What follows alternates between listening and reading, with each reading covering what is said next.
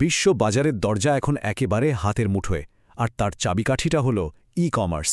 ভারতের ছোট আর মাঝারি মাপের ব্যবসাগুলো কিভাবে বিশ্বজুড়ে নিজেদের পণ্য বিক্রি করতে পারে, আসুন directorate general of foreign trade বা ডিজিএফটির হ্যান্ডবুকটা অনুসরণ করে আজ আমরা ধাপে ধাপে পুরো ব্যাপারটা বুঝে নিই। একবার সংখ্যাটার দিকে তাকানো যাক। $2 ট্রিলিয়ন। ভাবা যায় 2030 সালের মধ্যে বিশ্বব্যাপী ক্রস বর্ডার ই-কমার্স বাজারের আকারটা এমনই এক বিশাল জায়গায় পৌঁছবে বলে অনুমান করা হচ্ছে। এটা একটা বিরাট সুযোগ যা ভারতীয় ব্যবসার জন্য অপেক্ষা করছে। শুধু বিশ্ববাজারই নয়, ভারতের নিজেরও একটা বিশাল লক্ষ্য আছে, 2030 সালের মধ্যে পণ্য রপ্তানি করে $1 ট্রিলিয়ন পৌঁছনো। আর এই স্বপ্নটা সত্যি করতে গেলে ই-কমার্স একটা খুব বড় ভূমিকা নিতে চলেছে। তাহলে আজকের এই বিশ্লেষণে আমরা কি দেখব? মোট 6টা মূল বিষয়। প্রথমত, এই $1 ট্রিলিয়ন সুযোগটা আসলে কি? দ্বিতীয়ত, একটা গ্লোবাল গেম প্ল্যান কিভাবে বানানো যায়? তৃতীয়ত, সঠিক পণ্য বেছে নেওয়ার উপায়। চতুর্থত, বিশ্বজুড়ে বিক্রির কৌশল। পঞ্চমত, একজন রপ্তানিকারকের কি টুলস লাগবে। আর সবশেষে পেমেন্ট আর বাকি ফাইনাল স্টেপগুলো। চলুন তাহলে একদম গোড়া থেকে শুরু করা যাক। আচ্ছা, পুরনো দিনের রপ্তানির থেকে ই-কমার্স কেন এত আলাদা, আর কেনই বা বলছি যে এই সুযোগটা হাতছাড়া করা একদমই উচিত নয়? পার্থক্যটা কিন্তু দিন রাতের মতো। একবার ভাবুন, একদিকে ই-কমার্স যেখানে মার্কেটিং, পেমেন্ট, লজিস্টিক্স সবকিছু যেন এক ছাদের তলায় চলে এসছে, আর অন্যদিকে পুরনো পদ্ধতি যেখানে প্রত্যেকটা কাজের জন্য আলাদা আলাদা দৌড়ঝাঁপ আর জটিলতা। কোথায় সময় আর টাকা বাঁচবে সেটা তো বোঝাই যাচ্ছে। তাহলে আসল লাভটা কোথায়? দেখুন, মোটামুটি 5টা বড় সুবিধা আছে। 1, সারা বিশ্বের গ্রাহকদের কাছে পৌঁছানো যায়। 2, মাঝে কোনো মধ্যস্থতাকারী না থাকায় সরাসরি বিক্রিতে লাভ অনেক বেশি। 3, দোকান বা বড় পরিকাঠামোর তেমন কোনো খরচ নেই। 4, দেশের বাজারের মৌসুমি চাহিদার উপর আর নির্ভর করতে হয় না।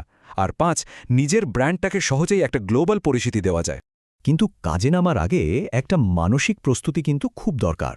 শুধু একজন স্থানীয় বিক্রেতা হিসেবে ভাবলে চলবে না, ভাবতে হবে একজন বিশ্বমানের স্ট্র্যাটেজিস্ট হিসেবে।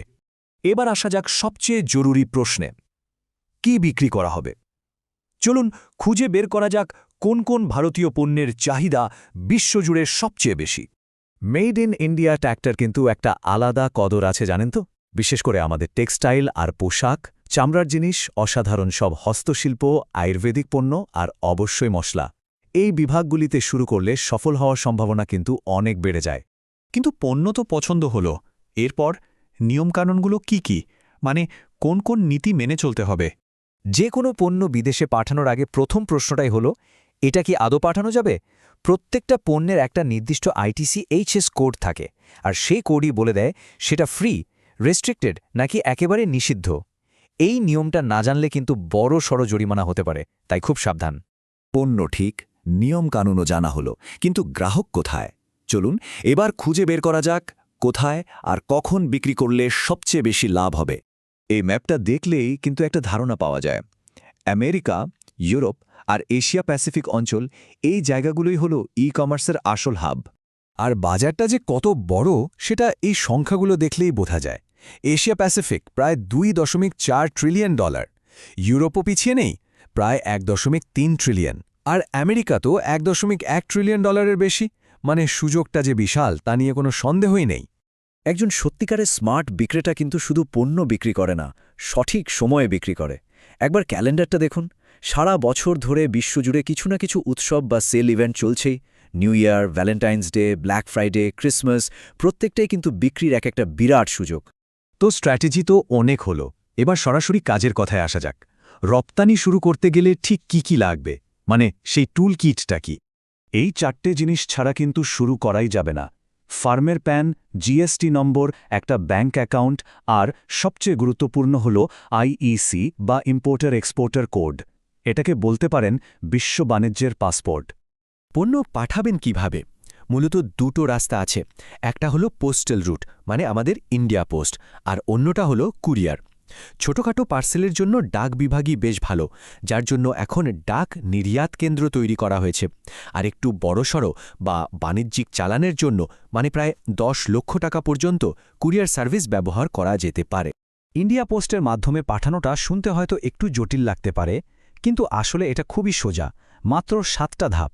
দেখুন, প্রথমে ডাক বিভাগে রেজিস্টার করতে হবে।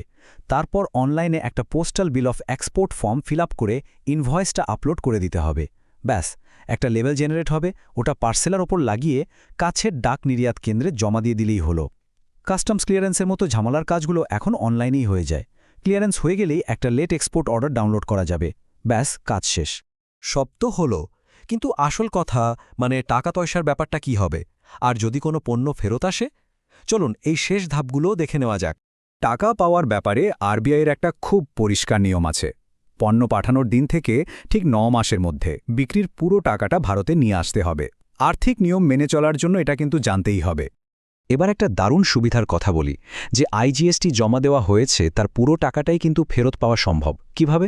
খুব সোজা, শুধু খেয়াল রাখতে হবে যেন শিপিং বিলের সব তথ্য একদম ঠিকঠাক থাকে, আর জিএসটি আর 1 ফর্মটা ঠিকভাবে ফাইল করতে হবে, তাহলেই রিফান্ড প্রসেস হয়ে যাবে।